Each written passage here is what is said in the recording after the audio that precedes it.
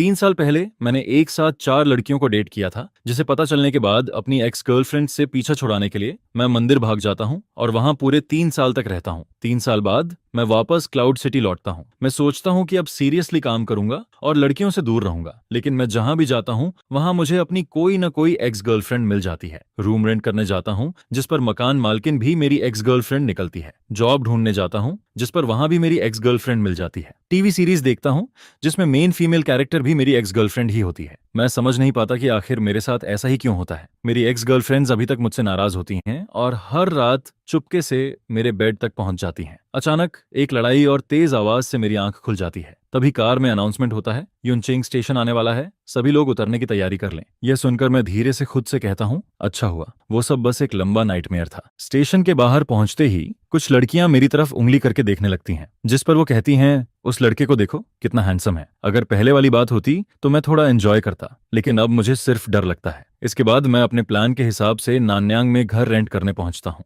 Agent ली वेइचियांग बड़े excitement के साथ मुझे एक नए लग्जरी अपार्टमेंट में लेकर जाता है। वह कहता है, ये 70 स्क्वायर मीटर का फ्लैट है, इतना बड़ा और लग्जरी, और अभी सिर्फ 1000 युआन में मिल रहा है। जिस पर मैं हैरान होकर पूछता हूँ, ब्रदर ली, ये घर सच में सिर्फ 1000 युआन का है? मुझे यकीन ही नहीं होता, इतना सस्ता होना तो हद से ज्यादा है। जिस पर ली वेइकियांग मुस्कुराते हुए कहता है, टेंशन मत लो, मैं कोई फ्रॉड नहीं हूँ। ये लग्जरी अपार्टमेंट पहले स्कूल डिस्ट्रिक्ट हाउस था, लेकिन अब इसके दाम गिर गए हैं। लैंडलॉर्ड बस जल्दी से पैसे वापस पाना चाहती है। यह सुनकर मैं बहुत खुश हो जाता हूँ। मुझे लगता है कि मेरे अच्छे दिन शुरू हो रहे हैं और मैं तुरंत कॉन्ट्रैक्ट साइन कर देता हूँ। इसके बाद ली वेइचियांग मुझसे कहता है कि मैं थोड़ा वेट करूं। वो नीचे जाकर लैंडलॉर्ड को लेकर आता है और हैंडओवर करवा देता है। ज्यादा देर नहीं होती, तभी बाहर से ली वेइकियांग की आवाज आती है। उसके साथ एक लड़की अंदर आती है, जिसके हाथ में नीली अम्ब्रेला होती है। वह हंसते हुए कहती है, तुमने तो बहुत अच्छा काम किया, इतनी जल्दी ये फ्लैट रेंट पर दे दिया। मैं अचानक मुड़कर उसके पैरों की तरफ देखता हूँ। दरवाजे से अंदर आते ही उसकी हाई हील्स सबसे पहले नजर आती हैं और उसके सफेद पैर के टखने पर एक खास बर्थ मार्क बना होता है। यह देखकर मैं तुरंत वॉशरूम में छिप जाता हूँ। तभी बाहर लिविंग रूम से लैंडलॉर्ड की आवाज आती है, वो आदमी कहाँ है? जिस पर मैं अपनी आवाज बदलकर कहता हूँ, मेरे पेट में दर्द है,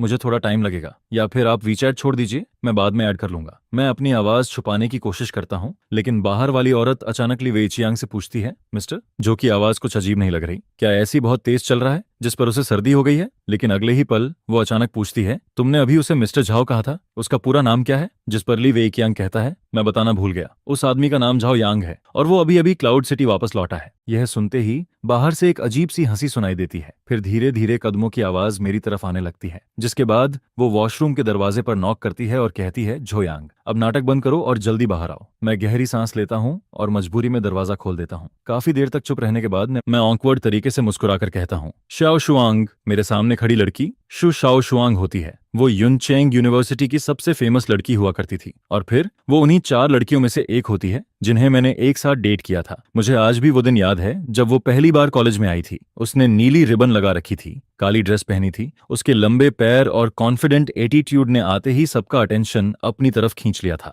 जिस पर बहुत सारे लोग तुरंत उसके पीछे पड़ गए थे। लेकिन बात मेरी सोच से भी ज्यादा आसानी से हो गई थी, क्योंकि ये लड़की सेन यान फैमिली की बेटी थी और सिर्फ 1 महीने के अंदर ही वो मुझ पर पूरी तरह फिदा हो गई थी। उस वक्त वो मेरे लिए इतनी क्रेजी हो गई थी कि उसने यहां तक कह दिया था कि वो मुझे अपनी कंपनी का बॉस बना देगी और खुद मेरे साथ रहेगी। वो जितनी क्यूट थी उतनी ही खतरनाक भी थी। जब मेरा 4 लड़कियों वाला राज खुल गया था, तब सबसे पहले उसी ने मेरे ऊपर मिलियन युआन रिवॉर्ड लगा दिया था। अगर मुझे अपनी 4 एक्स गर्लफ्रेंड्स में से किसी एक से सबसे ज्यादा डर लगता था तो वो डेफिनेटली चू शाओशुआंग ही थी। इस वक्त इस रेंट वाले घर में माहौल बहुत अजीब हो जाता है, जिस पर ली वेचियांग समझ जाता है कि मामला ठीक नहीं है और वो चुपचाप वहां से निकल जाता है। मैं जल्दी से कहता हूँ, ब्रदर ली, ये घर मेरे लिए सही नहीं है, मुझे मेरा डिपॉजिट भी नहीं चाहिए, मैं ये घर रेंट नहीं करूंगा। जिस पर शु शाओशुआंग मुझे घूरते हुए कहती है, क्या तुम फिर से भागना चाहते हो? कॉन्ट्रैक्ट साइन हो चुका है, अब इतनी आसानी से नहीं जा सकते। अगर तुमने जाने की कोशिश की तो मैं तुम्हें कोर्ट में घसीट दूंगी। मैं अभी अभी क्लाउड सिटी वापस आया होता हूँ और वो आते ही मुझे केस में फंसाने की धमकी देने लगती है। मेरी जॉब भी अभी तक फिक्स नहीं हुई होती, मैं सच में इतना झंझट नहीं झेल सकता। जिस पर मैं तुरंत अपना एटीट्यूड बदल देता हूँ और हंसते हुए कहता हूँ,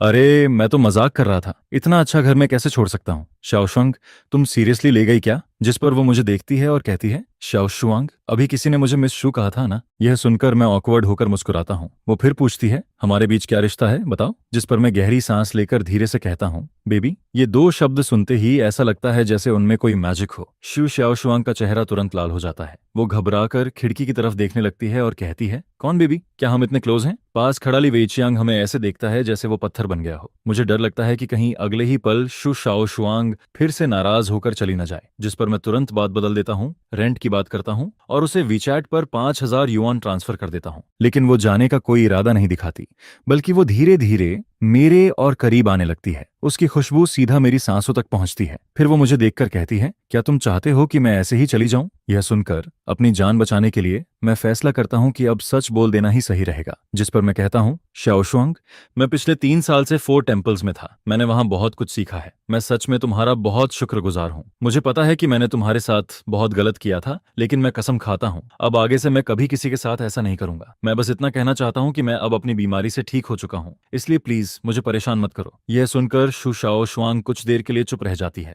उसकी आंखों में हैरानी और घबराहट साफ दिखाई देती है। फिर वो धीरे से कहती है, तुम्हें सच में समझ आ गया है कि तुमसे गलती हुई थी? जिस पर मैं तुरंत कहता हूँ, हाँ सच में, अब मैं अच्छे से रहूंगा। जिस पर वो कहती है, मैं तुम्हें इतनी आसानी से माफ नहीं करूंगी, लेकिन अगर तुम अच्छे से बिहेव करोगे तो मैं इस बारे में सोच सकती हूँ। वो सोचती है कि मैं उससे पैचअप की बात कर रहा हूँ और मैं सोचता हूँ कि वो मेरे ऊपर लगाए गए हंट ऑर्डर की बात कर रही है। इस तरह हम दोनों बिल्कुल अलग बात सोचते हुए भी एक अजीब से एग्रीमेंट पर पहुंच जाते हैं। इसके बाद किसी तरह मैं शू शाओ शुआंग को वहां से भेज देता हूँ। वो अपने 3 मिलियन से भी ज्यादा की पिंक कार में बैठकर चली जाती है। उसकी 720S देखकर उसका रियल एटीट्यूड साफ दिखता है, लेकिन मुझे बस इस बात की खुशी होती है कि मैं एक और दिन बच गया। अगले दिन मैं जॉब ढूंढने निकलता हूँ, लेकिन वहां भी मेरी हालत खराब हो जाती है। मेरा मेजर मार्केटिंग होता है, लेकिन 3 साल तक मंदिर में रहने और दुनिया से कटे रहने की वजह से मेरा रिज्यूमे लगभग खाली होता है। हालांकि बाहर की दुनिया को मैं यही बताता हूं कि मैं पिछले 3 साल से फेल था, लेकिन इसके बावजूद हर कंपनी का एचआर मुझे देखकर अजीब रिएक्शन देता है। पूरी तरह थक कर मैं आखिरी कंपनी में पहुंचता हूं।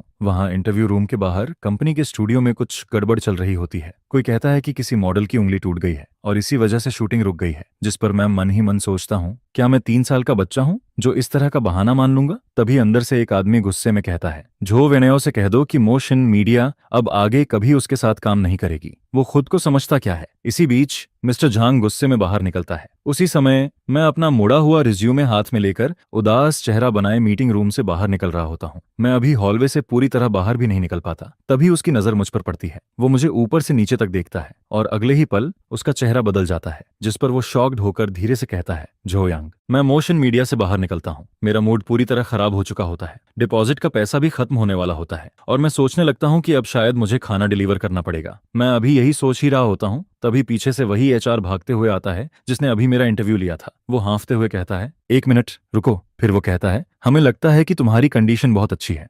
क्या तुम्हें हमारे यहाँ काम करने में इंटरेस्ट है? यह सुनकर मेरी जिंदगी जैसे अचानक ऊपर नीचे होने लगती है। मुझे लगता है कि शायद मेरी सिंसियरिटी ने उन्हें इम्प्रेस कर दिया। मैं तुरंत कहता हूँ कि मैं मार्केटिंग का काम बहुत अच्छे से कर सकता हूँ, लेकिन मेरी बात पूरी होने से पहले ही एचआर ऑकवर्ड होकर मुझे रोक देता है। वो कहता है, असल में हम तुम्हें मार्केटिंग की जॉब नहीं देना चाहते, हम तुम्हें मॉडल बनाना चाहते हैं। यह सुनकर मैं कुछ देर के लिए चुप रह जाता हूँ।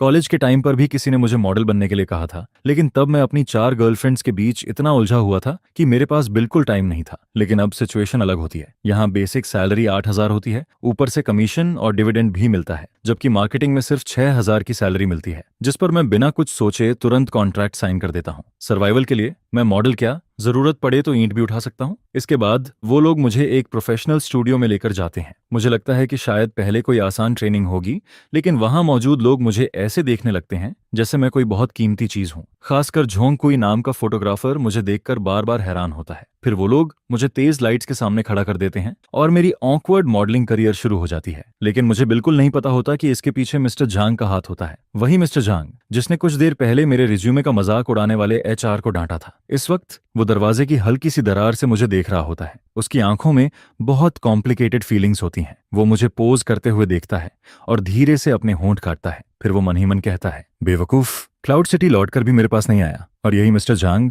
दरअसल मोक्सिन मीडिया की बॉस जेंग यूवेई होती है। वो मेरी दूसरी एक्स गर्लफ्रेंड होती है। पूरी शूटिंग में करीब 5 घंटे लग जाते हैं। मैं अभी ठीक से सांस भी नहीं ले पाता। तभी एक असिस्टेंट मेरे पास आता है और कहता है, मिस्टर झांग आपसे मिलना चाहती हैं, प्लीज मेरे साथ आइए। मैं अंदर जाता हूँ। बॉस चेयर पर एक औरत मेरी तरफ पीठ करके बैठी होती है।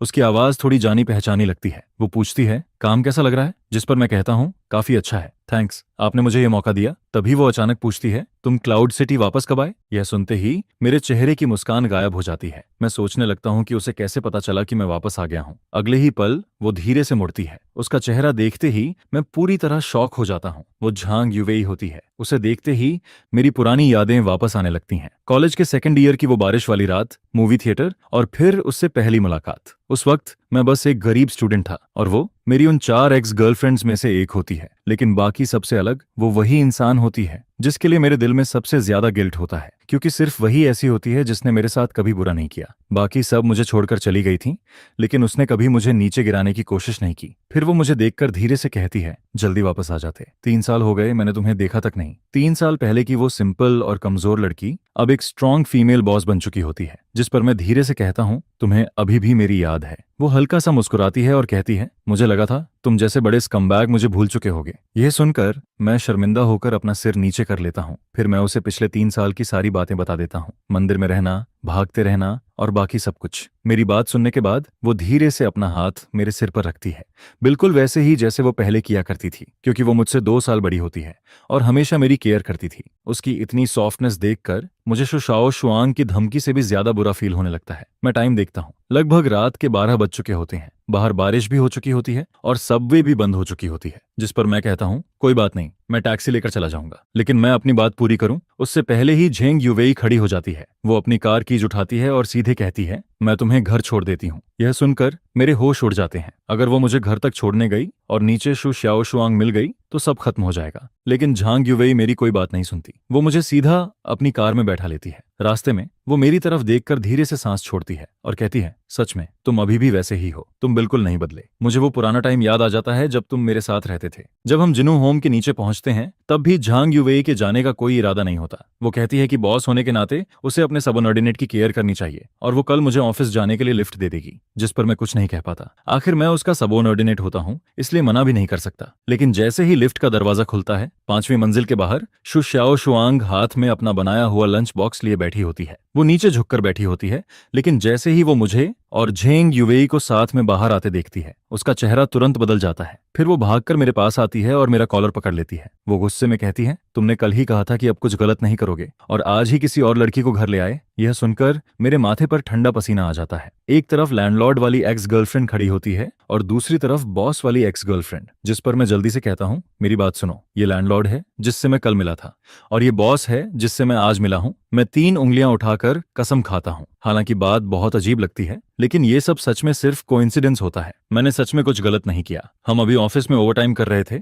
और ये बस मुझे घर छोड़ने आई है। जिस पर झांग यूवेई भी मेरी बात मान लेती है। वो कहती है कि हाँ, हम ओवरटाइम कर रहे थे। लेकिन फिर वो शु शाओ शुआंग की तरफ देखकर कहती है, लेकिन तुम लैंडलॉर्ड होकर आधी रात को यहाँ क्या कर रही हो? रेंट लेने आई हो क्या? जिस पर शु शाओ शुआंग तुरंत कहती है, ये मेरा घर है, मैं जब चाहूं यहाँ आ सकती हूँ। फिर वो दोनों एक दूसरे को घूरती हैं, जिसके बाद शु शाओ शुआंग कहती है, अगर मिसअंडरस्टैंडिंग है तो अंदर चलकर बात करते हैं, मैं आज रात झाओ यांग के साथ यहीं रहूंगी। जिस पर झांग यूवेई भी तुरंत कहती है, अगर तुम आ सकती हो तो मैं भी आ सकती हूँ, मुझे भी इससे बहुत सारी बातें करनी है। और फिर दोनों आपस में एग्री कर लेती हैं। लेकिन किसी ने भी मुझसे नहीं पूछा होता कि मैं क्या चाहता हूँ। 3 दिन पहले मंदिर में एक मॉन्क ने मुझे वार्निंग दी थी कि मुझे लड़कियों से दूर रहना चाहिए, लेकिन अब मैं इस सोफा पर बैठा होता हूँ। मेरे बाएं तरफ लैंडलॉर्ड एक्स गर्लफ्रेंड शु श्याओ शुआंग बैठी होती है और दाएं तरफ बॉस एक्स गर्लफ्रेंड झांग यूवेई बैठी होती है। मैं मन ही मन कहता हूँ, हे भगवान, अब मुझे कौन बचाएगा? इस अजीब और भारी माहौल को खत्म करने के लिए मैं कहता हूँ कि चलो लेट नाइट स्नैक खाते हैं। जिस पर श्याओ शुआंग मुझे वो लंच बॉक्स देती है।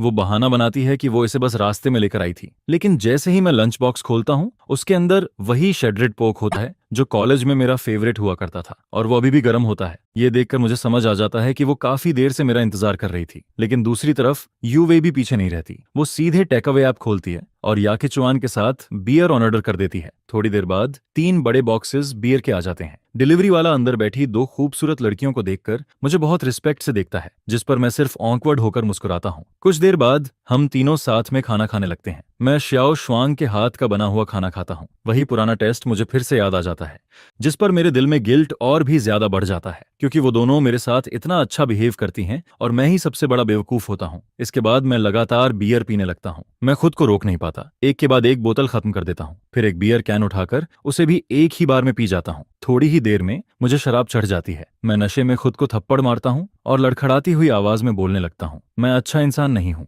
लेकिन आगे से अगर तुम दोनों को कभी कोई परेशानी हुई तो मैं जरूर तुम्हारी हेल्प करूंगा। इसके बाद मुझे कुछ भी ठीक से याद नहीं रहता। मुझे बस इतना याद रहता है कि शिव शाओशुआंग और झांग युवेई दोनों मिलकर मुझे उठाकर बेड तक लेकर जाती हैं, जिस पर युवेई धीरे से मुझे कंबल ओढ़ा देती है और मेरे सिर पर हाथ फेरती है। उसी समय मुझे शु शाओशुआंग की आवाज सुनाई देती है।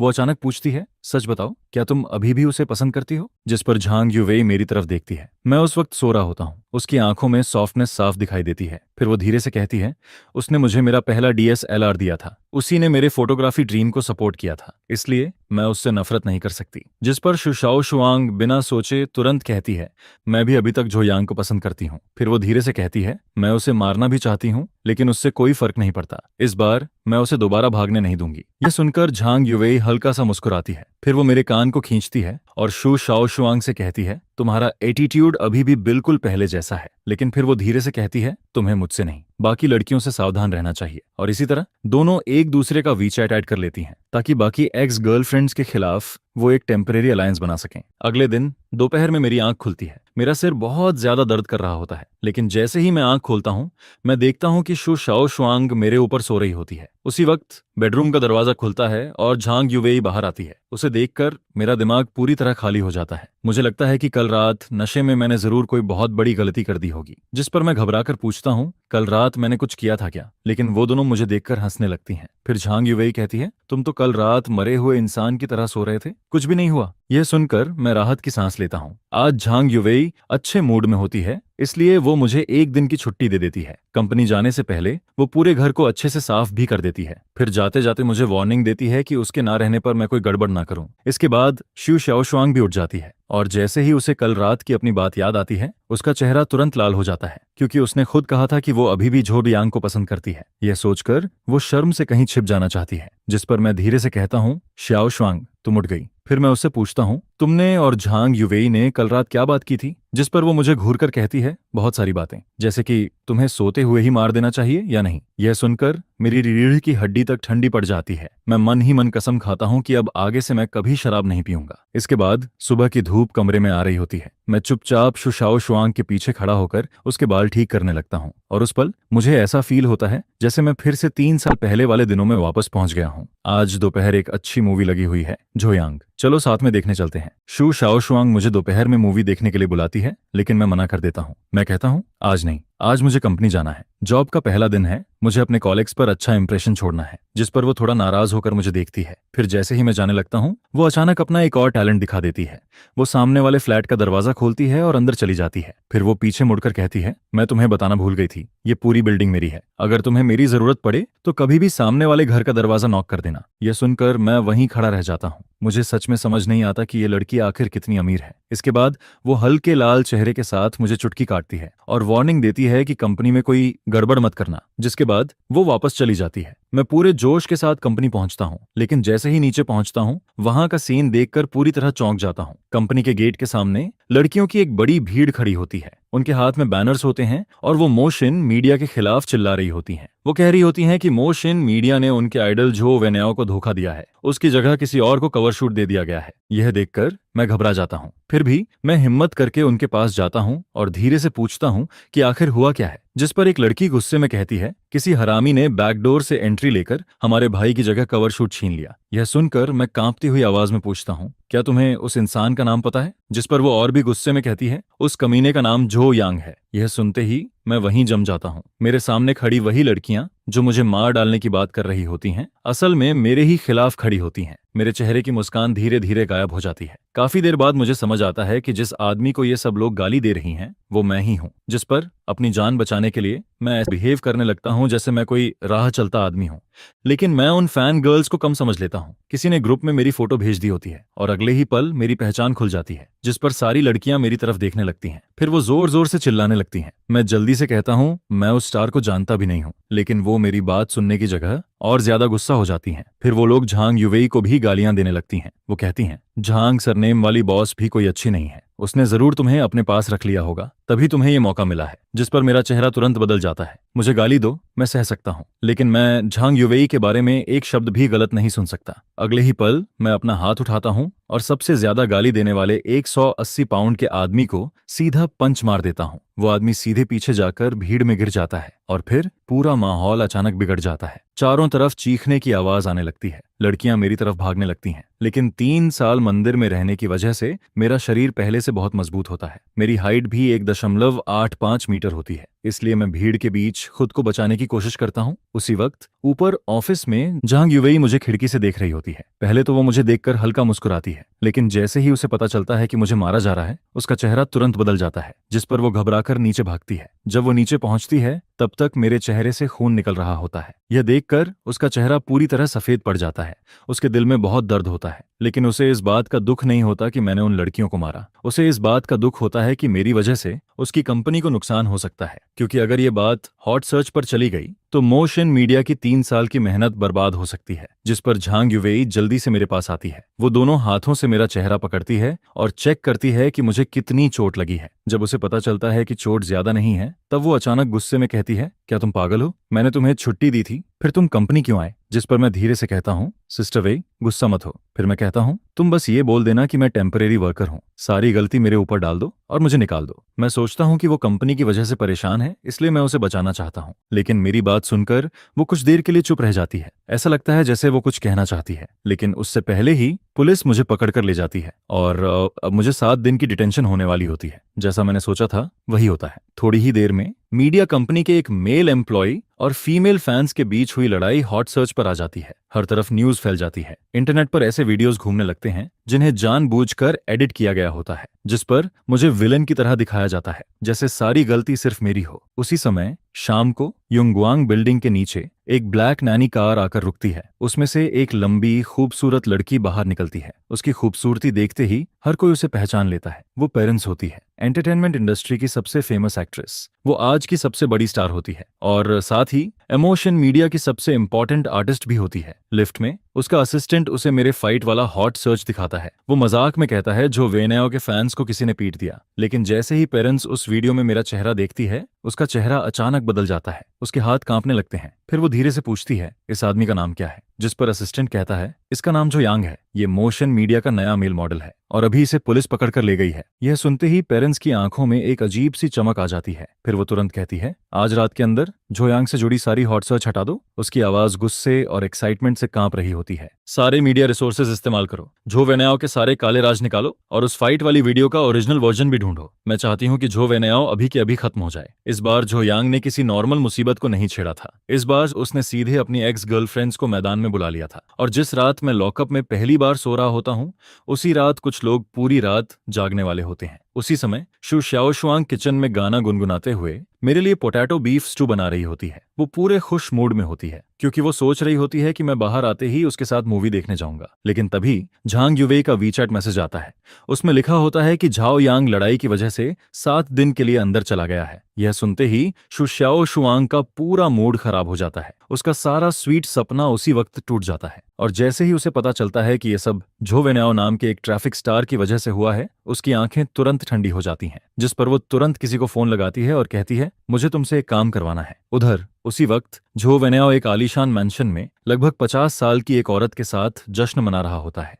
उसे लगता है कि उसने सारी गंदगी मेरे ऊपर डाल दी है और अब मैं पूरी तरह बर्बाद हो जाऊंगा। वो मन ही मन सोचता है कि अब मैं हमेशा के लिए खत्म हो चुका हूं। लेकिन अगली सुबह उसके सामने कुछ और ही होने वाला होता है। सुबह सुबह उसका असिस्टेंट घबराया हुआ उसके पास आता है और कहता है, ब्रदर याओ, बहुत बड़ी प्रॉब्लम हो गई है। जिस पर झो वेनेओ जल्दी से वेइबो खोलता है और वहां जो वो देखता है उसे देखकर उसके होश उड़ जाते हैं। टॉप 50 ट्रेंडिंग में से 32 टॉपिक्स सिर्फ उसी के खिलाफ होते हैं। उसके नाइट क्लब वाले स्कैंडल्स, उसके पुराने अफेयर्स और उसके सारे डर्टी सीक्रेट्स एक एक करके सामने आने लगते हैं। और फिर सबसे बड़ा धमाका होता है, उसकी उस उम्रदराज औरत के साथ वाली हाई डेफिनेशन फोटोज पूरी इंटरनेट पर फैल जाती हैं। लेकिन सबसे ज्यादा डेंजरस चीज होती है उस फाइट वाले केस का सच बाहर आना। पूरा ओरिजिनल वीडियो सामने आ जाता है और उसमें साफ दिखता है कि मैं किसी को बिना वजह नहीं मारता, मैं सिर्फ इसलिए फाइट करता हूं क्योंकि उन्होंने मुझे मजबूर किया था। जिस पर पूरी पब्लिक ओपिनियन अचानक बदल जाती है। मैं विलेन से विक्टिम बन जाता हूं और जो वेन्याओ जिसकी इमेज पहले परफेक्ट थी वो एकदम नीचे गिर जाती है। उसके सारे ब्रांड डील्स कैंसिल हो जाते हैं, सारे एंडोर्समेंट्स खत्म हो जाते हैं और फिर युनचेंग का सबसे बड़ा ब्लैक मटेरियल ग्रुप सीधा ऑर्डर देता है कि अब पूरे इंडस्ट्री में झो वेन्याओ को बैन किया जाएगा। जिस पर झो वेन्याओ अपने बेड पर बैठा रह जाता है।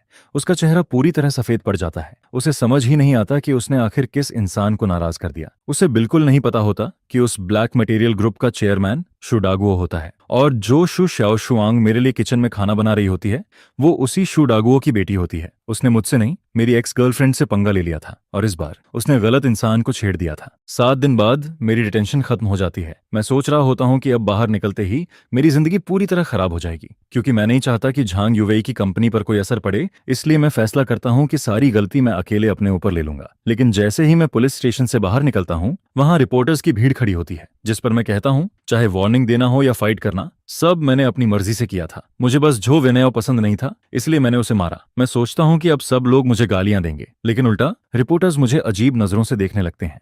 कुछ लोग तो मुझे थम्स अप तक दे देते हैं। यह देखकर मैं पूरी तरह कंफ्यूज हो जाता हूं। उसी समय झांग युवेई जल्दी से कार लेकर वहां पहुंचती है। वो मुझे बैठाती है और मुस्कुराते हुए कहती है, अपना फोन देखो। जिस पर मैं फोन खोलता हूं और मुझे पता चलता है कि इन 7 दिनों में पूरी दुनिया बदल चुकी होती है। झो वेन्याओ के सारे सीक्रेट्स बाहर आ चुके होते हैं। उसके अफेयर्स, उसके लाइज, उसकी चीटिंग, सब कुछ इंटरनेट पर फैल चुका होता है। और मैं, जिसने गुस्से में किसी को मारा था, अचानक लोगों की नजर में हीरो बन गया होता हूं। जिस पर झांग युवेई अचानक कार रोक देती है। फिर वो मेरी तरफ देखती है। उसकी आंखें थोड़ी नम होती हैं। फिर वो धीरे से पूछती है, झोयांग, मैंने उस दिन पूरी वीडियो देखी थी, क्या तुमने उनसे सिर्फ इसलिए फाइट की क्योंकि वो मुझे गालियां दे रहे थे? जिस पर मैं धीरे से कहता हूं, वो लोग बहुत बुरा बोल रहे थे, लेकिन मैं अपनी बात पूरी करूं उससे पहले ही जेंग युवेई की आंखों से आंसू निकलने लगते हैं। वो मेरा हाथ पकड़ लेती है और कहती है, तो फिर तुमने मुझे पहले क्यों नहीं बताया? मैं उसे देखकर कुछ कहने ही वाला होता हूं, लेकिन अगले ही पल वो अचानक मेरा सिर पकड़ लेती है और फिर उसके नरम होंठ सीधे मेरे होंठों पर आ जाते हैं। यह देखकर मैं पूरी तरह फ्रीज हो जाता हूं। जिस पर झांग युवेई भी तुरंत लाल हो जाती है। फिर वो जल्दी से कार स्टार्ट करती है और मुझे वापस कंपनी लेकर जाने लगती है। लेकिन अंदर ही अंदर वो एक फैसला कर चुकी होती है। वो मन ही मन कहती है, सॉरी शाओशुआंग, लेकिन मैं अब भी झाओ यांग को छोड़ नहीं सकती। इसके बाद पूरी कार में अजीब सा माहौल हो जाता है। मैं बार बार अभी वाला किस याद करता रहता हूँ। 3 साल की मेहनत और कंट्रोल सब एक किस से टूटता हुआ महसूस होता है। उधर झांग युवेई भी स्टीयरिंग पकड़कर चुप बैठी होती है। ऐसा लगता है जैसे उसे भी अपनी हरकत पर शर्म आ रही हो। उसे डर होता है कि कहीं मैं उससे दूर ना हो जाऊं। कुछ देर बाद हम कंपनी पहुंच जाते हैं, लेकिन जैसे ही झांग युवेई कंपनी के बाहर खड़ी एक सफेद स्पोर्ट्स कार को देखती है, उसका चेहरा तुरंत बदल जाता है। वो बिना कुछ बोले मुझे सीधे फर्स्ट फ्लोर के मीटिंग रूम में धकेल देती है और कहती है कि मैं बाहर ना निकलूं, क्योंकि बाहर मेरी तीसरी एक्स गर्लफ्रेंड आ चुकी होती है। उसका नाम पेई ल्यूसी होता है। वो एंटरटेनमेंट वर्ल्ड की सबसे फेमस एक्ट्रेस होती है। जैसे ही वो अंदर आती है, वो सीधे पूछती है, झोयांग कहाँ है? उसके चेहरे पर एक अजीब सी स्माइल होती है, जिस पर झांग युवेई तुरंत कहती है, मैं तुम्हें उससे नहीं मिलने दूंगी। फिर वो गुस्से में कहती है, मैं किसी पागल इंसान को उसके पास नहीं जाने दूंगी, खासकर तुम्हें। क्योंकि झांग युवेई शु शाओशुआंग से तो नहीं डरती। उसे पता होता है कि शु शाओशुआंग बस गुस्सैल है, लेकिन पेई ल्यूसी अलग होती है। उसकी मेंटल कंडीशन बहुत अनस्टेबल होती है। वो सच में कुछ भी कर सकती है। वो मुझे नुकसान भी पहुंचा सकती है या खुद को भी। जिस पर पेई ल्यूसी पहले तो धमकी देती है कि वो पूरी कंपनी खत्म कर देगी, लेकिन जब झांग युवेई नहीं मानती तो अगले ही पल पेई ल्यूसी की आंखों में आंसू आ जाते हैं। वो ऐसे रोने लगती है जैसे अभी टूट जाएगी। लेकिन जब झांग युवेई फिर भी नहीं मानती, तब उसका चेहरा अचानक बदल जाता है। उसकी असली पागल स्माइल वापस आ जाती है। फिर वो बाहर खड़ी न्यूज वंस की तरफ इशारा करती है और कहती है, बाहर इतने सारे रिपोर्टर्स खड़े हैं, अगर उन्हें पता चल गया कि झो यांग मेरा एक्स बॉयफ्रेंड है तो क्या होगा? उसकी आवाज में अजीब एक्साइटमेंट होती है, क्योंकि पेई ल्यूसी ऐसी इंसान होती है जिसे फर्क नहीं पड़ता कि वो खुश रहेगी या नहीं। उसे सिर्फ इस बात की परवाह होती है कि वो झो यांग के साथ रह सके, चाहे उसके लिए दोनों को साथ में बर्बाद ही क्यों ना होना पड़े। इस पागल इंसान के सामने, जो न सिर्फ खुद को खत्म कर सकता है बल्कि मुझे भी अपने साथ खींच सकता है, झांग युवेई आखिरकार मेरी जान बचाने के लिए मजबूरी में अपना सिर झुका देती है। जिस पर वो कहती है, ठीक है, मैं तुम्हें उससे मिलने दूंगी। कॉन्फ्रेंस रूम के बाहर झांग युवेई पेई ल्यूसी को दरवाजे के अंदर जाने से पहले रोक देती है और इस टॉप एक्ट्रेस की बेहद अनस्टेबल मेंटल कंडीशन को देखकर युवेई जिद करती है कि वो सिक्योरिटी चेक स्टिक से उसकी तलाशी लेगी।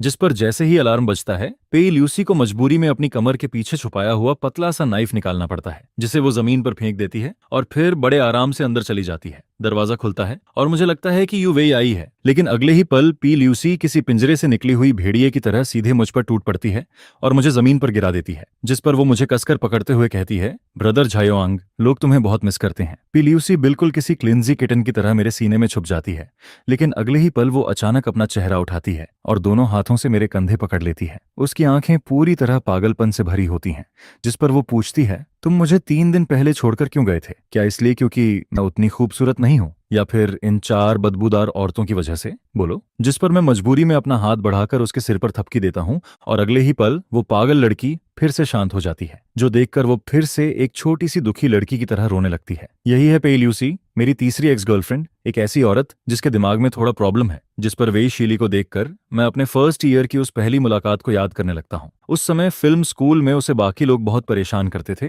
और वो जोर से मेरे पास आकर मेरा कांटेक्ट मांगती है, जिस पर मैं दूर खड़े उन लोगों को देखकर हंस देता हूँ जो उसका मजाक उड़ा रहे होते हैं, और फिर मैं सीधे उससे कहता हूँ, अगर तुम नहीं चाहती कि लोग तुम्हें परेशान करें तो तुम्हें खुद मजबूत बनना पड़ेगा। लेकिन उस समय मुझे नहीं पता था कि वो सिंगल पेरेंट फैमिली में बड़ी हुई है और उसकी माँ ने उसे करेक्शन स्कूल भेज दिया था, जहां कई सालों तक उसका ब्रेन वॉश और सप्रेसियन होता रहा था। मेरी वो बात उसके अंदर छुपे हुए मॉन्स्टर को बाहर निकालने वाली चाबी बन जाती है, जिस पर उसी दिन उसने अपने 5 रूममेट्स को घायल कर दिया था और बाद में मुझे सिर्फ एक मैसेज भेजती है जिसमें लिखा होता है, मैंने उन्हें मारा और मैं वापस आ गई। गुड जॉब, है ना? इसके बाद उसकी दुनिया में सिर्फ 2 लोग बचते हैं, वो और मैं। शुरुआत में जब मैं उसके साथ था तब मुझे सिर्फ इतना लगता है कि पे ल्यूसी बहुत ज्यादा पॉजिटिव है, जिस पर फर्स्ट ईयर में ही मैं उससे ब्रेकअप करना चाहता था, लेकिन तभी मैं उसे पागलों की तरह बेकाबू होते देखता हूँ। वो एक डैगर पकड़कर मुझे होटल रूम में बंद कर देती है और वो पागल एक्सपीरियंस ऐसा था जिसकी वजह से मैं दोबारा कभी ब्रेकअप का नाम लेने की हिम्मत नहीं करता। इसके बाद मैं उसकी नेचर को समझ जाता हूँ। हालांकि उसकी मेंटल कंडीशन खराब है, लेकिन उसका दिल सॉफ्ट है, हार्ड नहीं।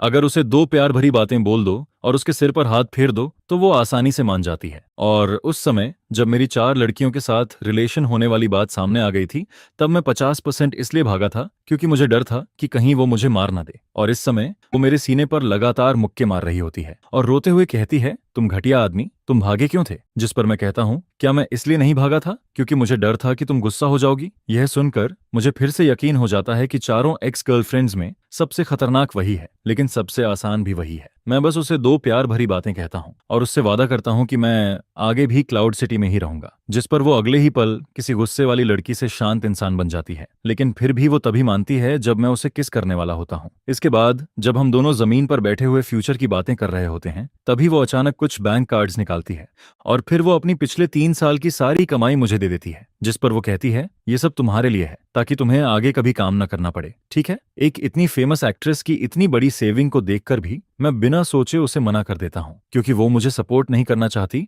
वो सच में मेरा ख्याल रखना चाहती है। जिस पर मैं उससे कहता हूँ, तुम अपनी स्टार वाली लाइफ जीती रहो और मैं यहाँ अपना काम करता रहूंगा, लेकिन मैं तुमसे प्रॉमिस करता हूँ, जब भी तुम मुझे ढूंढने आओगी मैं हमेशा यहीं मिलूंगा। यह सुनकर वो चुपचाप मेरे सीने में आकर लिपट जाती है और आखिरकार वो अपने अंदर की वो एक्सट्रीम कंट्रोल वाली चाहत को थोड़ा छोड़ देती है। उसी समय झांग युवेई दरवाजे पर नॉक करती है और याद दिलाती है कि बाहर के रिपोर्टर्स अब अंदर घुसने वाले हैं, जिस पर मुझे समझ आता है कि ये सारे रिपोर्टर्स असल में पे ल्यूसी ही लेकर आई थी ताकि झांग युवेई मजबूरी में उसे मुझसे मिलने दे। इसके बाद मैं सिस्टर वेई से माफी मांगने के लिए कहता हूँ, जिस पर पे ल्यूसी पहले तो इंस्टिंक्टिवली मुंह बना देती है, लेकिन मेरी तरफ देखकर तुरंत मान जाती है। जिस पर वो कहती है, ठीक है, मैं माफी मांग लूंगी, आगे से तुम जो कहोगे मैं वही करूंगी। इसके बाद मैं सेफ तरीके से कॉन्फ्रेंस रूम से बाहर निकल आता हूँ, जिस पर झांग युवेई आखिरकार राहत की सांस लेती है और फिर वो अपना बंद हाथ खोलती है, जिसे देखकर मुझे समझ आता है कि उसने अपने हाथ में कुछ छुपा रखा था। तभी समझ आता है कि अभी थोड़ी देर पहले पे ल्यूसी इतनी देर तक उसे बाहर क्यों नहीं निकाल रही थी। लेकिन कॉन्फ्रेंस रूम के अंदर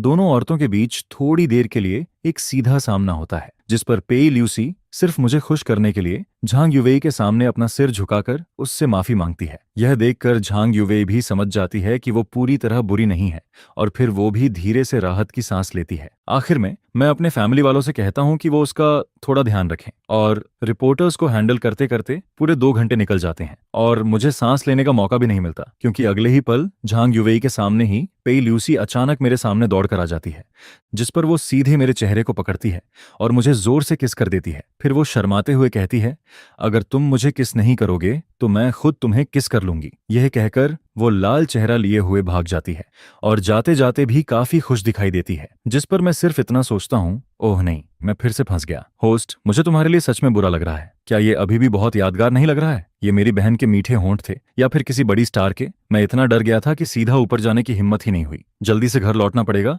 नहीं तो घर वाली मुझे सच में मार डालेगी। कम्युनिटी में वापस आकर मैं डरते डरते चू शाओशुआंग के घर का दरवाजा खटखटाता हूँ। दरवाजा खुलता है और चू शाओशुआंग अपने बिखरे हुए बाल ठीक कर रही होती है। जैसे ही वो मुझे देखती है, उसे समझ आ जाता है कि मैं अभी भी यही हूँ। उसका पूरा चेहरा थका हुआ और उदास लग रहा होता है, जिस पर मुझे देखते ही पिछले कई दिनों का उसका सारा दुख एकदम से बाहर आ जाता है। वो सीधे मेरे सीने से लगकर रोने लगती है, जिस पर मैं उसके उस थके हुए चेहरे को देखकर अंदर से पूरी तरह गिल्टी फील करता हूँ। पिछले 7 दिनों से वो ठीक से सो भी नहीं पाई थी। उसे हर रात यही सपना आता था कि मैं डिटेंशन सेंटर में फंसा हुआ हूँ और वो सिर्फ मेरी मदद की आवाज सुन रही है। लेकिन जब मैं सही सलामत वापस आ जाता हूँ, तब वो अपना सारा डर, गुस्सा और बेचैनी बाहर निकाल देती है, जिस पर वो मेरी पसंद का खाना बनाकर टेबल पर रखती है। मेरी फेवरेट डिश सामने रखी होती है और हाथ धोकर अच्छे से तैयार होने के बाद वो अचानक बहुत ध्यान से पेई ल्यूसी के बारे में पूछने लगती है। तभी मुझे पता चलता है कि पेई ल्यूसी की खबर बाहर आने के अलावा झो वेनेओ के इतनी जल्दी पीछे हटने की वजह शू शाओशुआंग के पीछे खड़ा ऑब्सीडियन ग्रुप भी था,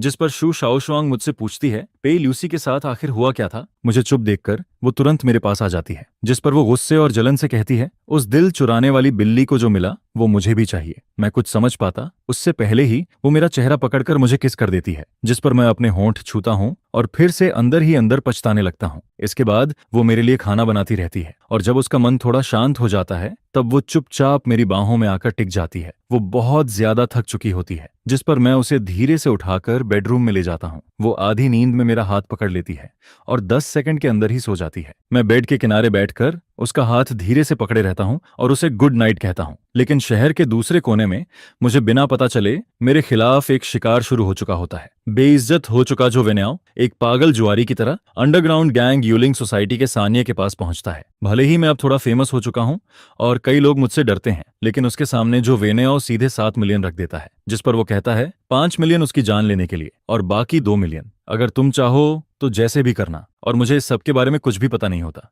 मैं बस शू शाओशुआंग के बेड के पास बैठा रहता हूँ और धीरे धीरे सुबह हो जाती है। सुबह की धूप कमरे में आती है। शू शाओशुआंग एक प्यारा सा एप्रन पहने खड़ी होती है। टेबल पर उसके हाथ से बने फ्राइड डॉ स्टिक्स और टोफू सूप रखे होते हैं। उस पल वो बिल्कुल नई नई शादी हुई वाइफ जैसी लग रही होती है, जिस पर मुझे कल का दिन याद आता है। एक ही दिन में मुझे मेरी 3 एक्स गर्लफ्रेंड्स ने किस किया था और मंदिर में कॉन्सेंट्रेशन मैंने इतने समय से प्रैक्टिस करके बनाई थी, वो अब पूरी तरह हिल चुकी थी। अगर ऐसा ही चलता रहा तो मुझे डर था कि मैं फिर वही पुरानी गलती दोबारा कर दूंगा। तभी शू शाओशुआंग मुझे देखती है और कहती है, झोयांग, वहां खड़े खड़े क्या सोच रहे हो? जल्दी आओ और ब्रेकफास्ट करो। मैं जैसे ही खाने बैठने वाला होता हूँ, तभी दरवाजे पर नॉक होने लगती है। मैं कैट आई से बाहर देखता हूँ और अगले ही पल मेरी जान ही निकल जाती है। बाहर पेई ल्यूसी खड़ी होती है। मैं डर के मारे सोचने लगता हूँ, ये यहाँ तक कैसे पहुंच गई? अब तो सब खत्म हो गया। मैं जल्दी से बात छुपाने की कोशिश करता हूँ, लेकिन शू शाओशुआंग तुरंत कुछ गड़बड़ फील कर लेती है, जिस पर अगले ही पल उसकी वो प्यारी और शांत वाइफ वाली इमेज गायब हो जाती है और उसकी जगह एक पूरी एटीट्यूड वाली बड़ी लड़की वापस आ जाती है। वो मुझे साइड में हटाते हुए कहती है, तुम ऐसे चोरी चोरी क्या कर रहे हो? हटो, मैं देखती हूँ बाहर कौन है। मैं उसे रोक भी नहीं पाता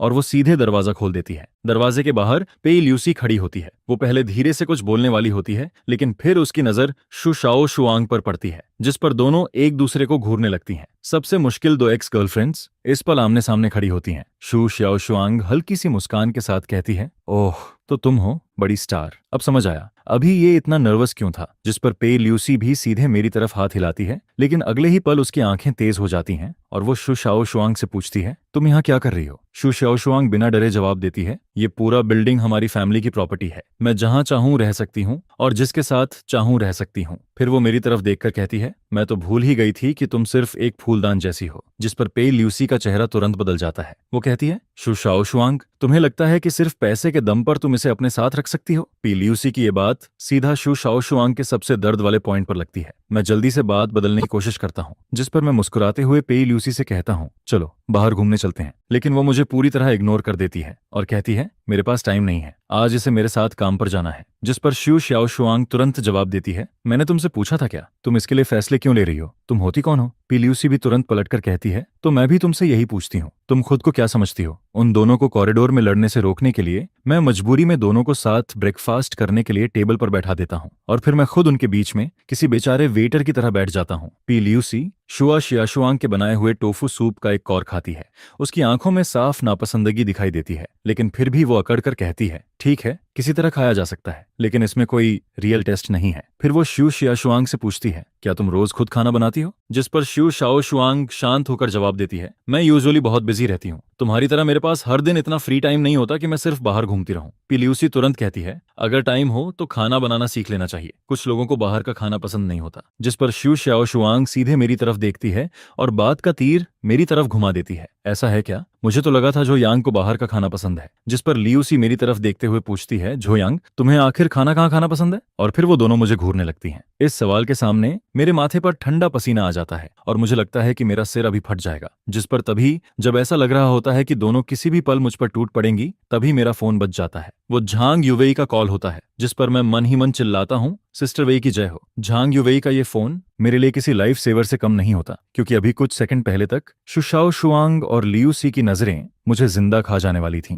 मैं तुरंत फोन उठाकर कहता हूँ, हेलो जांग, क्या कंपनी में इमरजेंसी है। ठीक है, मैं अभी आता हूँ। मैं कंपनी में इमरजेंसी होने का बहाना बनाता हूँ और पूरी एक्टिंग करने की कोशिश करता हूँ, लेकिन ये दोनों लड़कियां इतने समय से मेरे साथ हैं कि मेरी आंखें जरा सी भी इधर उधर होती हैं तो इन्हें तुरंत पता चल जाता है कि मैं झूठ बोल रहा हूँ। जिस पर लिविंग रूम, जो पहले से ही भारी माहौल में था, अब और भी ज्यादा ठंडा हो जाता है। मैं बोलना बंद कर देता हूँ और लियूसी भी चुपचाप अपना सिर झुका लेती है। उस ब्रेकफास्ट के दौरान मुझे सच में ऐसा लग रहा होता है जैसे मैं किसी मौत की सजा के बीच बैठा हूं। यहां तक कि प्लेट में रखे फ्राइड डॉ स्टिक्स भी मुझे किसी टॉर्चर जैसे लगने लगते हैं। पूरा माहौल इतना भारी हो जाता है जैसे हवा भी रुक गई हो। जिस पर मैं जल्दी जल्दी खाना खत्म करता हूं और वहां से निकलने की कोशिश करता हूं। मैं लियूसी की तरफ देखकर कहता हूं, बड़ी स्टार, रहने दो, अगर किसी ने तुम्हें मेरे साथ देख लिया तो तुम मुसीबत में पड़ जाओगी, मैं तुम्हें मन खुद छोड़ देता हूं।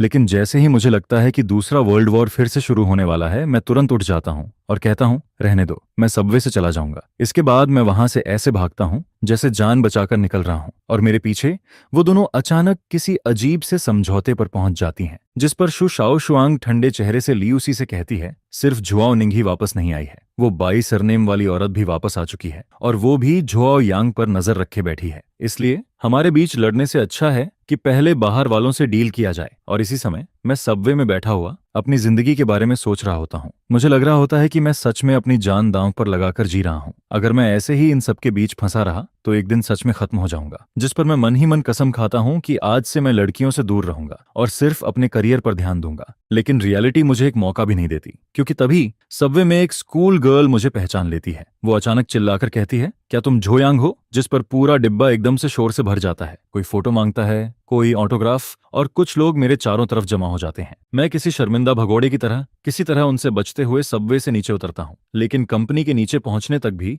मेरा दिमाग अभी तक ठीक नहीं हुआ होता। मैं बस जल्दी से ऑफिस पहुंचना चाहता था। तभी पीछे से एक आदमी हुडी पहने हुए मेरी तरफ आता है और धीरे से पूछता है, तुम झाओ यांग हो, है ना। मैं बिना उसकी तरफ देखे कैजुअली जवाब देता हूँ, अभी थोड़ा अर्जेंट काम है, अगली बार साइन दे दूंगा। मुझे लगता है कि वो भी कोई फैन है, लेकिन अगले ही पल एक ठंडी चमक मेरी आंखों के सामने से गुजरती है। जिस पर वो आदमी अचानक नाइफ निकालकर मेरे गले की तरफ वार करता है।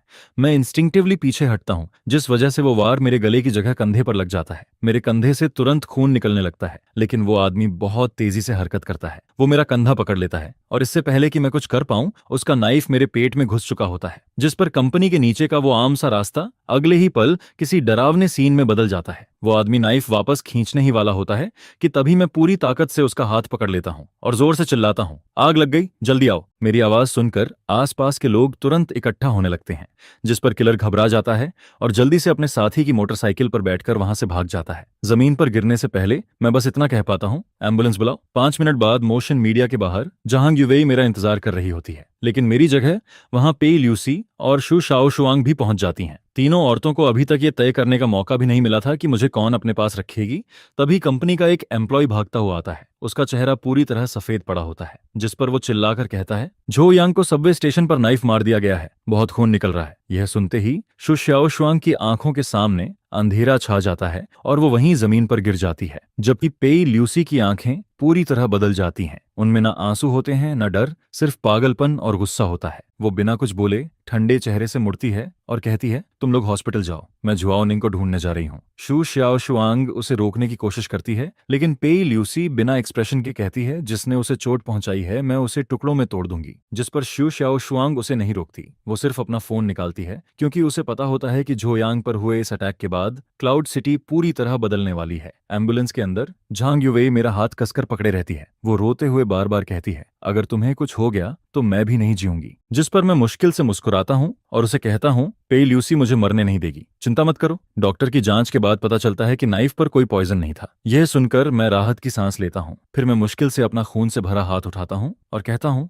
मैंने उसके हाथ की स्किन अपने नाखूनों में फंसा ली थी, उसमें उसका डीएनए होगा। जल्दी से एविडेंस कलेक्ट करो, चाहे मेरे अंदर सिर्फ एक सांस ही क्यों ना बची हो। जिसने मुझे मारने की कोशिश की है, मैं उसे इसकी कीमत जरूर चुकवाऊंगा। क्लाउड सिटी में रेड डार्क ग्रुप को सबसे ताकतवर अंडरग्राउंड फोर्स माना जाता है, जिसने खुद को सबसे अच्छे तरीके से साफ इमेज में बदल लिया था। और उस ग्रुप की रूलर जुआओनिंग सिर्फ 31 साल की थी। वो क्लाउड सिटी के सबसे अमीर लोगों में से एक थी। इसी समय ये पुरानी अंडरवर्ल्ड क्वीन शीशे के सामने खड़ी होकर खुद को तैयार कर रही होती है, उस आदमी से मिलने के लिए जिससे वो सबसे ज्यादा प्यार भी करती है और सबसे ज्यादा नफरत भी, जोयांग। वो अपने पुराने सख्त कपड़े उतार देती है और उनकी जगह एक लाल रंग की टाइट ड्रेस पहनती है, जिसे देखकर कोई भी आदमी अपना होश खो दे। लेकिन फिर भी जोयांग उसके सामने नहीं आता। मेरा इंतजार करने वाली ऑफिस में घुसकर आई हुई पेई ल्यूसी होती है। वो सीधे जुआओनिंग के सामने जाकर कहती है, सही कहा, सिर्फ तुम ही उसे कंट्रोल कर सकती हो, उसे हॉस्पिटल पहुंचा दिया गया है। जिस पर पेई ल्यूसी ठंडे चेहरे से आगे कहती है, किसी ने उसे नाइफ मार दिया है। यह सुनते ही जुआओनिंग के चेहरे पर मौजूद पांचवी बहन वाली नरमी एक पल में गायब हो जाती है और उसकी जगह भयानक गुस्सा आ जाता है। जिस पर वो धीरे से कहती है, जिसने भी उसे हाथ लगाया है, याओ नियांग उसे अपने हाथों से खत्म करेगी। पिल्यूसी मानती है कि उसकी पहुंच अंडरग्राउंड ब्लैक मार्केट तक नहीं है, इसलिए मजबूरी में वो अपनी पुरानी दुश्मन जुआओनिंग के पास आती है। जिस पर जुआओनिंग ठंडी आवाज में कहती है, लगता है कुछ लोग 12 घंटे के अंदर मेरा नाम भूल गए हैं। ठीक है, मैं उन्हें फिर से याद दिलाती हूँ। उसी समय हॉस्पिटल में मेरी सर्जरी अभी खत्म हुई होती है और जब पुलिस मुझसे सवाल करती है, तब मैं हैरानी वाली शांति के साथ जवाब देता हूँ। मैं कहता हूँ, किलर का डीएनए मेरे नाखूनों में होना चाहिए, शायद वो तुम्हारे काम आए। ऐसा लग रहा होता है जैसे पुलिस पहले भी ऐसे केसेस देख चुकी है। जिस पर वो जल्दी से बात खत्म करती है और फिर वहां से चली जाती है। पुलिस के जाने के बाद मैं हॉस्पिटल बेड पर लेटकर चैन की सांस लेता हूँ। लेकिन मैं इतना शांत क्यों हूँ, इसकी वजह मूवीज नहीं है। असल वजह यह है कि 6 साल पहले मैंने सच में किसी को मार दिया था और उस काम में मेरी पार्टनर मेरी एक्स गर्लफ्रेंड जुआओनिंग थी। जैसे ही मुझे जुआओनिंग का नाम याद आता है, मेरे पूरे शरीर में ठंडक दौड़ जाती है और उसके साथ एक अजीब सा गुस्सा और डर भी वापस आने लगता है, क्योंकि 6 साल पहले जो हुआ था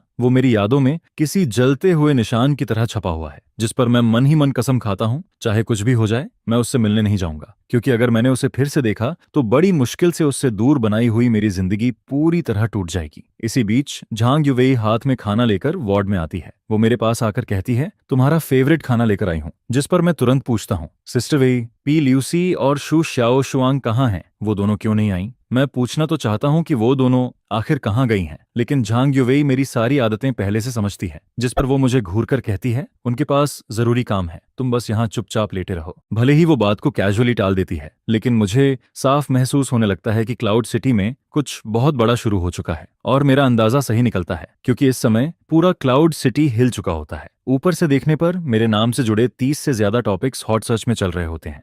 और उससे भी ज्यादा शॉकिंग बात यह होती है कि ऑब्सिडियन ग्रुप अचानक 10 मिलियन का रिवॉर्ड अनाउंस कर देता है। जो भी उस किलर के बारे में कोई जानकारी देगा, उसे सीधे 10 मिलियन मिलेंगे, जिस पर पूरे शहर के लोग पागल हो जाते हैं। अब लोग सिर्फ इंसाफ के लिए नहीं, बल्कि अपनी जिंदगी बदलने वाले उस पैसे के लिए भी किलर को ढूंढ रहे होते हैं। और सिर्फ शहर की नॉर्मल दुनिया ही नहीं, क्लाउड सिटी की अंधेरी दुनिया भी हिल चुकी होती है। हर छोटे बड़े गैंग का बॉस एक जगह जमा होता है और उन्हें इतना चुप कराने वाला सिर्फ एक इंसान होता है, जुआओनिंग। एक पुराने अंडरग्राउंड हाइडआउट में जुआओनिंग अब फिर से अपनी पुरानी पहचान में लौट चुकी होती है। वो अपना सूट पहन चुकी होती है और अब वो किसी अमीर बिजनेस वुमन की तरह नहीं, बल्कि गोस्ट यिन गैंग की रदरलेस बॉस लग रही होती है। तभी श्यूकाई नाम का एक आदमी अपने साथियों के साथ अंदर आता है। वो न सिर्फ बेअदबी से बात करता है, बल्कि जूनिंग का मजाक उड़ाने की भी कोशिश करता है। जिस पर वो हंसते हुए कहता है, जूनिंग, तुम्हारा इतना गुस्सा देखकर लगता है कि तुम अभी भी वही पुरानी औरत हो। यह सुनते ही जूनिंग की आंखें ठंडी हो जाती हैं। वो धीरे से कहती है, तुमने मुझे गाली देने की हिम्मत की, लगता है तुम जीना नहीं चाहते। शूकै अभी अपनी जगह से उठता ही है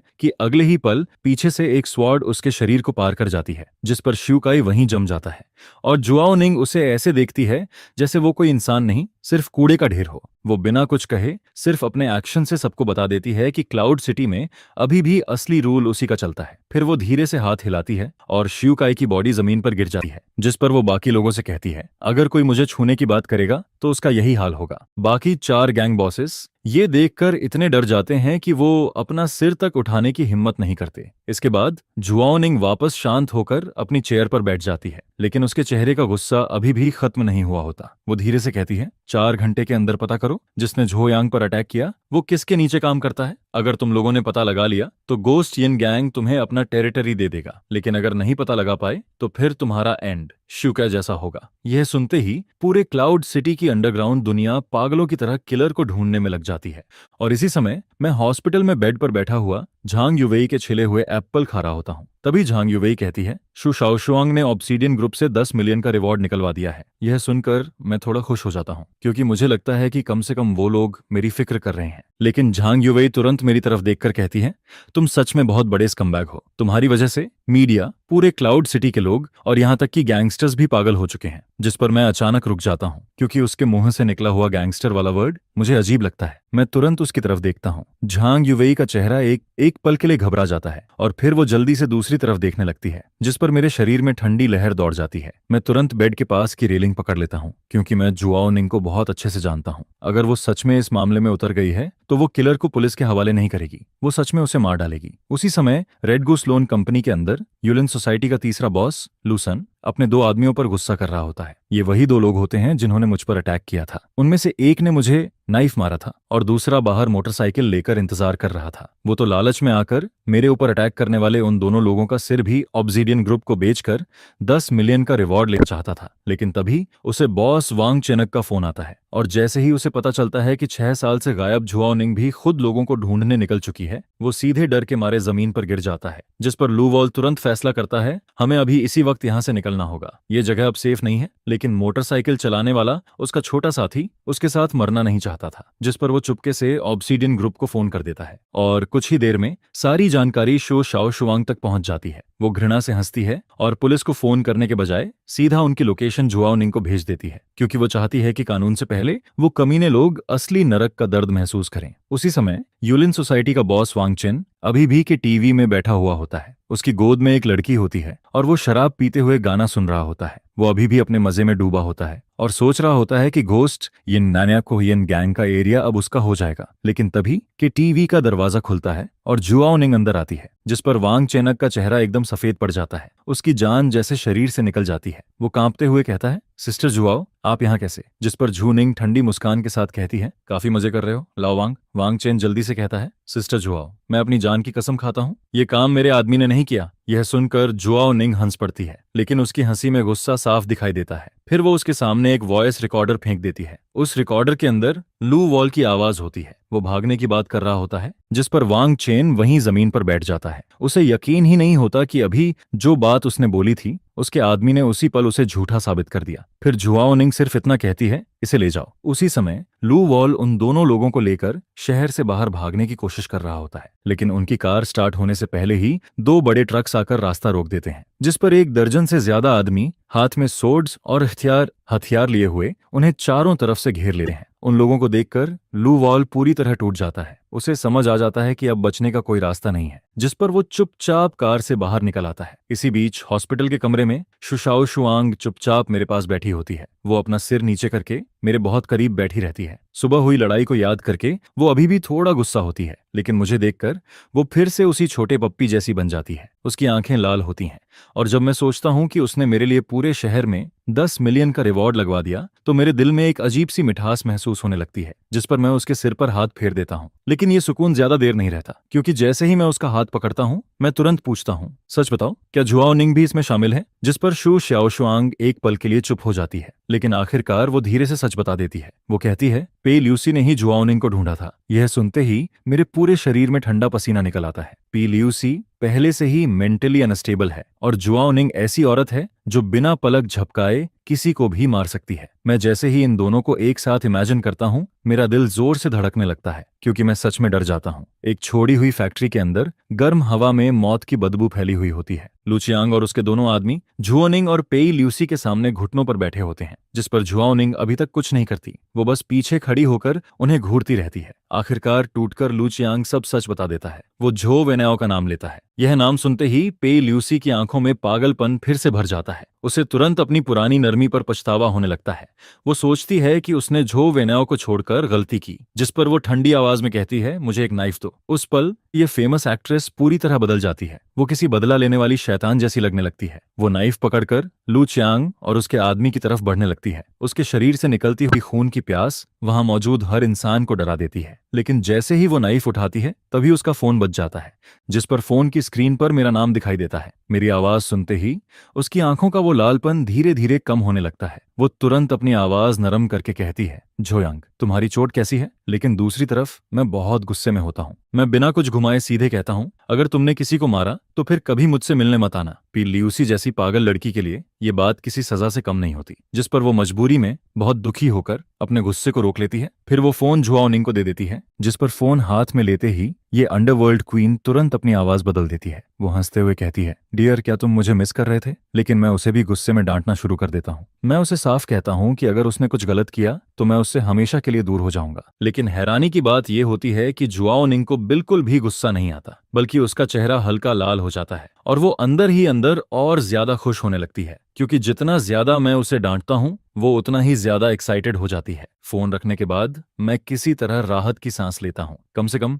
मैंने पेई ल्यूसी के हाथ खून से रंगने से रोक लिया था। लेकिन दूसरी तरफ झुओनिंग की आंखें फिर से ठंडी हो जाती हैं। वो लू चियांग और उसके आदमी की तरफ देखती है और मन ही मन सोचती है, मैंने झोयांग से वादा किया था कि पेई ल्यूसी किसी को नहीं मारेगी, लेकिन इसका मतलब ये नहीं है कि मैं इन कचरों को छोड़ दूंगी। उधर झांग युवेई पूरे दिन मेरे साथ लगी रहती है और जब वो जाने लगती है तो मेरे कान के पास आकर धीरे से कहती है, मेरी बहन यहाँ नहीं है, इसका फायदा उठाकर किसी और लड़की के साथ कुछ मत करना। यह कहकर वो मुझे घूरती है और फिर चली जाती है। उसके जाने के बाद शू शाओशुआंग मेरे बेड के पास बैठी रहती है। वो इतनी ज्यादा थक जाती है कि आखिरकार बेड के किनारे सिर रखकर वहीं सो जाती है, जिस पर मैं धीरे से उससे कहता हूँ, तुम ठीक हो? पहले बैठ जाओ। क्या तुम अभी भी मुझसे नाराज हो? वो धीरे से सिर हिलाती है और कहती है, हाँ, मैं नाराज हूँ। लेकिन फिर वो मेरी तरफ देखकर कहती है, क्योंकि मैं जानती हूँ तुम मुझे बचाना चाहते थे, लेकिन सबसे पहले तुम्हें खुद को बचाना चाहिए था। फिर वो अपना सिर झुका लेती है और धीरे से कहती है, असल में ये सब मेरी गलती है। अगर मैं झो वेनाओ को पूरी तरह खत्म कर देती तो शायद ये सब कभी नहीं होता।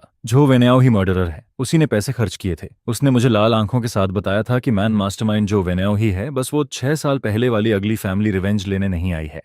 जिस पर मैं राहत की सांस लेता हूँ और कहता हूँ, खुद को ब्लेम मत करो, इस मैटर का तुमसे कोई लेना देना नहीं है। जिस पर वो पूछता है, तो क्या तुम अभी भी गुस्सा हो? अगर तुम्हें कुछ हो जाता तो 5th चाइल्ड कैसे जीता? लेकिन मैंने उसकी बीमारी को कम समझ लिया था। यह सुनते ही उसके दिमाग में इस बात का मतलब कुछ और ही बन जाता है। उसके मन में बस यही चलता है, तुम्हारे बिना मैं जिंदा नहीं रह पाता। जिस पर पेई ल्यूसी एक्साइटेड होकर उठता है और मुझे घूरने लगता है। फिर वो कहता है, मैं अब और वेट नहीं कर सकता। जिस पर मैं कहता हूँ, 1 मिनट रुको, शाओजुआंग अभी भी यहाँ है। लेकिन वो कहता है, उसकी परवाह मत करो, यांग को सिखाने दो, तुम बस मेरे साथ चलो। जिस पर उसके दुख भरे एक्सप्रेशन के साथ पी ल्यूसी आखिरकार होश में आता है और शू शाओशुआंग भी डर जाता है। जिस पर वो पूछता है, क्या हुआ? और फिर ऐसे ही मुझे दूसरी बार ऑपरेटिंग रूम में धक्का देकर ले जाया जाता है। उसी समय युनचेंग में पब्लिक ओपिनियन पूरी तरह एक्सप्लोड हो जाती है, जिस पर पेई ल्यूसी और जुआओनिंग की मदद से झो वेनाओ के हंगरी पर असासिनेशन की खबर सारे हेडलाइंस में छा जाती है। और फिर झो निंग मा जाई एर्गो को टीम पर अटैक करने के लिए भेज देती है, जिस पर झो वेनाओ पूरी तरह खत्म हो जाता है। और मैं इस भारी प्यार की वजह से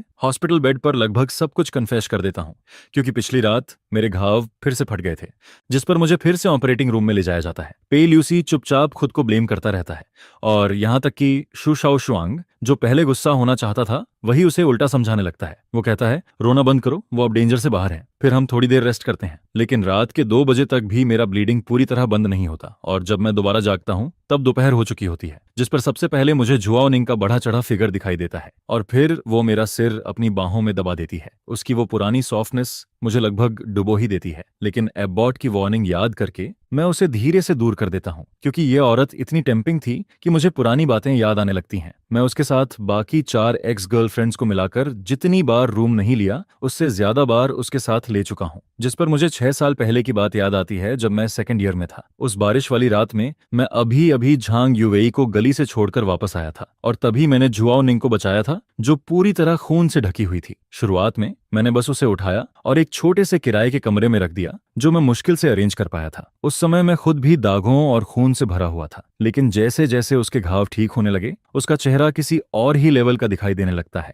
जिसे देखकर मैं शॉक हो जाता हूँ और मुझे समझ आता है कि मैंने कैसी खतरनाक औरत को बचाया है। वो क्लाउड सिटी के सबसे बड़े गैंगस्टर ग्रुप की तीसरी लीडर थी और फिर जुआओ निंग मुझे बताती है कि पावर की लड़ाई में वो हार गई थी, जिस पर अब उसे सेकंड बॉस टेरर पीछा करके मारना चाहता था और वो अकेले मरना चाहती थी। लेकिन शायद उस रात बिछड़ने वाली फीलिंग की वजह से मैं उसका हाथ पकड़ लेता हूँ और जोर से चिल्लाता हूँ, मैं तुम्हें न जाने नहीं दूंगा। फिर मैं कहता हूँ, अगर सीजुन की परेशानी की वजह से मरना ही है तो चलो साथ मरते हैं। और फिर उसी रात हम दोनों एक दूसरे के करीब आ जाते हैं, जिसके बाद हम एक पागल प्लान बनाते हैं। मैं खुद जाकर फियर ऑफ लू से मिलता हूँ। मैं उसके सामने एक लालची आदमी होने का नाटक करता हूँ और कहता हूँ मुझे 10 लाख चाहिए, पैसे मिलते ही मैं तुम्हें बता दूंगा कि जुआओ निंग कहाँ है। जिस पर लू सच में मेरे झांसे में आ जाता है और फिर वो अपने आदमियों के साथ मुझे अंदर ले जाता है। लेकिन जैसे ही उसके आसपास की सिक्योरिटी ढीली पड़ती है मैं अचानक टेबल के ऊपर से कूद जाता हूँ, फिर वाइन बॉटल तोड़ता हूँ और भेड़िए की तरह उसके गले पर मार देता हूँ। मुझे याद नहीं कि उस समय कितना दर्द हुआ था, मुझे बस इतना याद है कि हर तरफ खून था और मेरे सामने एक बॉडी पड़ी हुई थी और जब मुझे दोबारा होश आता है तब तक लुओ मर चुका होता है। यही मेरा सीक्रेट था, मेरे शांत चेहरे के नीचे छुपा हुआ, क्योंकि 6 साल पहले ही मैं एक ऐसा इंसान बन चुका था जिसने किसी को मार दिया था। जिस पर जुआओ निंग को देर से यह बात समझ आती है और वो कहती है,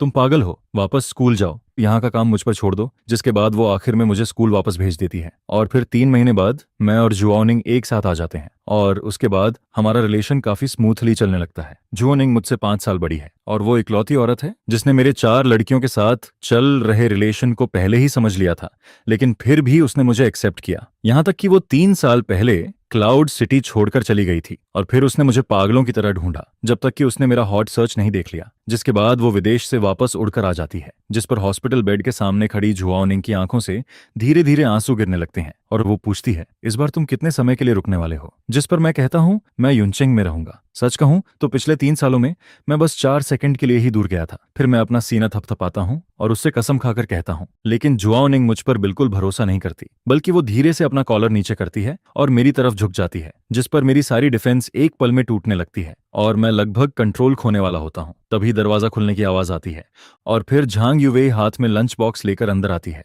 वो लाल चेहरे के साथ मुझे देख रही होती है, लेकिन अगले ही पल झांग युवेई का एक्सप्रेशन दोनों औरतों की डरावनी नजरों के बीच गायब हो जाता है, जिस पर कमरे के अंदर एक अजीब सी टक्कर शुरू हो जाती है। जुआओ निंग तुरंत झांग युवेई को पहचान लेती है, वही इंसान जिसने 3 साल पहले मुझे युनचेंग से भागने में मदद की थी। लेकिन हैरानी की बात यह होती है कि वो गुस्सा नहीं होती, बल्कि ताली बजाकर कहती है, झायोंग के हॉस्पिटल से निकलने के बाद क्यों ना हम तीनों साथ ट्रिप पर चलें। यह सुनकर झांग युवेई वहीं पर पूरी तरह स्टंट रह जाती है, क्योंकि उसने शायद कभी इस अंडरवर्ल्ड गॉडमदर की इतनी अजीब सोच इमेजिन नहीं की थी। और फिर वार्ड के अंदर की हवा जैसे पूरी तरह जम जाती है। खुद को बचाने के लिए मैं जल्दी जल्दी कहने लगता हूं कि मैं कोई औरत नहीं हूं, लेकिन मुझे बिल्कुल उम्मीद नहीं होती, क्योंकि झांग युवेई दांत भींचकर कहता है कि जब समय आएगा तब वो इस बारे में सोच लेगा। जिस पर उसकी इतनी हद तक टॉलरेंस देखकर मैं लगभग पूरी तरह उसकी सॉफ्टनेस में डूबने लगता हूं। और तभी जैसे कोई हीरो सही समय पर आता है, वैसे ही अचानक 2 लोग सामने आ जाते हैं। वो थे शु शाओशुआंग और पेई ल्यूसी की मां, जिनके आते ही वार्ड का माहौल एक पल में खराब हो जाता है, क्योंकि जुओ निंग अभी अभी हम तीनों के साथ घूमने का आइडिया दे चुकी थी। लेकिन ये दोनों इतने आसानी से मानने वाले नहीं थे, जिस पर शु शाओशुआंग गुस्से और शर्म से भर जाता है और कहता है, ऐसा मत सोचो कि तुम घायल हो तो जो चाहो वो कर सकते हो, मेरे सामने ये सब बिल्कुल नहीं चलेगा, ये पूरा का पूरा मेस है। और फिर पेई ल्यूसी तो और भी आगे बढ़ जाता है, वो सीधे मेरा हाथ पकड़ लेता है और उसका गुस्सा उसके चेहरे पर साफ दिखाई देता है। लेकिन उनकी इरिटेट रिएक्शन देखकर मुझे गुस्सा नहीं आता, बल्कि मैं वही बात दोबारा कह देता हूँ, क्योंकि बात का मतलब सच में वही था। मैंने उन्हें कहलाई इरादा नहीं किया था। जिस पर जुआओ निंग जानबूझकर अपना कॉलर थोड़ा नीचे कर देती है और फिर वो अपनी चेस्ट मेरी तरफ झुकाकर कहती है, जुयांग, तुम्हें कौन ज्यादा पसंद है, मैं या फिर सिस्टर शाओशुआंग? जिस पर इंस्टिंक्ट की वजह से मेरी नजर वहीं अटक जाती है और इसी बार मैं सच में पूरी तरह फंस जाता हूँ। जिस पर जुआओ निंग हंसने लगती है और कहती है, झाओ यांग, तुम सच में बिल्कुल भी सीधे इंसान नहीं हो। और फिर लड़कियों की चिल्लाने की आवाज के बीच मेरा घाव उम्मीद के मुताबिक फिर से खुल जाता है। इसके बाद हॉस्पिटल में बिताए गए 10 दिनों के दौरान झो वेनाओ ऐसे गायब हो जाती है जैसे हवा में खो गई हो। पुलिस उसकी सारी प्रॉपर्टी फ्रीज कर देती है और उसके खिलाफ वारंट भी जारी हो जाता है, जिस पर जुआओ निंग और शु शाओशुआंग भी पूरे क्लाउड सिटी में उसे ढूंढते रहते हैं, लेकिन उन्हें उसका कोई पता नहीं चलता। फिर जिस दिन मुझे हॉस्पिटल से डिस्चार्ज किया जाता है उसी दिन जुआओ निंग का फोन आता है और वो हल्की सी हंसी के साथ मुझे बताती है कि झो वेनाओ मिल गई है और उसे पुलिस स्टेशन वापस ले जाया गया है। जिस पर मैं पूछता हूँ वो कहाँ मिली। तब पता चलता है कि भागते समय झो वेनाओ को उसकी एक फीमेल फैन पहचान लेती है। वो फैन बाहर से छोटी और मासूम दिखती थी, लेकिन अंदर से बिल्कुल अलग थी। शुरुआत में उसने झो वेनाओ के साथ बहुत पॉलिटली बिहेव किया, लेकिन बाद में जब झो वेनाओ उसके साथ रहने लगी तब उस फैन ने उसे ड्रग्स दे दिए और आयरन चेन से बांध दिया। इसके बाद पूरे 8 दिनों तक झो वेनाओ, जो पहले सबकी नजरों में आइडल थी, अब एक कोने में बंद खिलौना बनकर रह जाती है। वो हर दिन सिर्फ डॉग बाउल में बचा हुआ खाना खाती है और फिर एक दिन दरवाजा दोबारा खुलता है जिस पर अंदर कई और फीमेल फैंस आ जाती हैं। उन सबकी आंखों में पागलपन भरा होता है। वो रोते हुए चिल्लाती हैं, मेरा भाई सिर्फ हमारा है, सिर्फ हमारा। और फिर वो झो वेनाओ के साथ बुरी तरह बिहेव करने लगती हैं, जिस पर झो वेनाओ का दिमाग आखिरकार पूरी तरह टूट जाता है। उसे पहली बार समझ आता है कि वो जिन फैंस को हमेशा कंट्रोल करती थी वही आज उसके लिए सबसे बड़ा डर बन चुके हैं, जिस पर वो हिस्टेरिकल होकर हंसने लगती है और चिल्लाकर कहती है, तुम सब इडियट्स हो। मैंने कभी सच में तुम लोगों की परवाह नहीं की। अगर तुम्हारे पास पैसे नहीं होते तो मैं कभी तुम्हारे साथ इतना बोरिंग ड्रामा नहीं करती। यह सुनते ही उन फीमेल फैंस की दुनिया पूरी तरह टूट जाती है और फिर वो गुस्से में पास रखा डॉग बाउल उठाकर उसके सिर पर मार देती हैं, जिसके बाद वो सब उसके ऊपर टूट पड़ती हैं। लगभग उसी समय पुलिस वहां पहुंच जाती है, लेकिन जब वो दरवाजा तोड़कर अंदर जाती है तो सामने का नजारा देखकर सब सन्न रह जाते हैं, क्योंकि वहां की फीमेल फैंस पूरी तरह पागल हो चुकी होती हैं और झो वेनाओ के साथ बुरी हालत कर रही होती हैं, जिस पर झो वेनाओ पूरी तरह मेंटली टूट चुकी होती है। और यहां तक कि वो फीमेल फैंस पुलिस के आने के बाद भी उन पर पागलों की तरह अटैक करने लगती हैं। फिर बाद में इन्वेस्टिगेशन के दौरान मुझसे पूछा जाता है कि क्या मैं झो वेनाओ से नफरत करता हूं, जिस पर मैं शांति से जवाब देता हूं, मैं उससे या उसके फैंस से नफरत नहीं करता। वो दोनों बस बहुत बीमार लोग हैं जिनकी सोच और वैल्यूज पूरी तरह खराब हो चुकी हैं। जिस पर मॉनिटर में दिखाई दे रही झो वेनाओ का चेहरा बिल्कुल खाली होता है और पुलिस कहती है कि उसकी मेंटल कंडीशन अब खराब हो चुकी है। लेकिन मैं जानता हूं अब वो अपनी पूरी जिंदगी इसी डर में जिएगी कि कोई पागल फैन फिर से उसके सामने आ जाएगा और यही उसके लिए सबसे बड़ी सजा है। इसके बाद उसी दिन झुओ निंग मुझे 3 साल पहले वाले पुराने शहर में वापस ले जाती है। हम दोनों सोचते हैं कि उस सानहे होटल में जाएंगे जहां हम पहली बार डेट पर गए थे, लेकिन जैसे ही हम वहां पहुंचते हैं अंदर से आवाज आने लगती है, जिस पर हमें पता चलता है कि कुछ लोकल गुंडे होटल की मालकिन से प्रोटेक्शन मनी मांग रहे हैं। यह देखकर जुआओ निंग हल्का सा हंसती है, क्योंकि यह सब उसके लिए बहुत फेमिलियर था। अंडरग्राउंड वर्ल्ड का यही तरीका था। मैं कुछ बोल पाता उससे पहले ही जुआओ निंग मुस्कुराते हुए आगे बढ़ जाती है और फिर कहती है, आजकल के यंग लोग सफाई के रूल्स तक भूल गए हैं। जिस पर सामने खड़ा गुंडा उसे डांटने ही वाला होता है, लेकिन जैसे ही वो जुआओ निंग का चेहरा देखता है उसके हाथ से स्टील पाइप